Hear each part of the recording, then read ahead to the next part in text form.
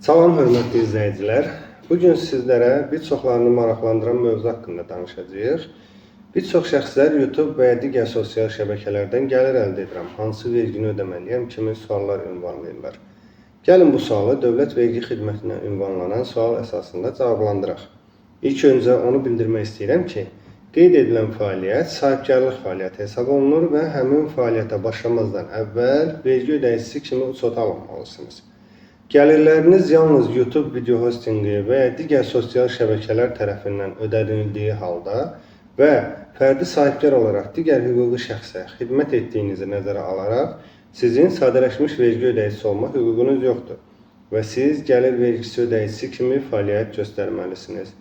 Bu gəlir xidmət ixracından gəlir sayıldığı üçün Vergi Məcəlləsinin 102.130.13 maddəsində göstərilən bu fəaliyyət növü ilə məşğul olan və həmin fəaliyyət növündən təqvim ili üzrə xərclər nəzərə alınmadan əldə etdiyi gəlirlərin həcmi 45.000 manatadək olan fiziki şəxslərin həmin fəaliyyətdən əldə etdikləri gəlirlərinin 75%-i vergidən azaddır.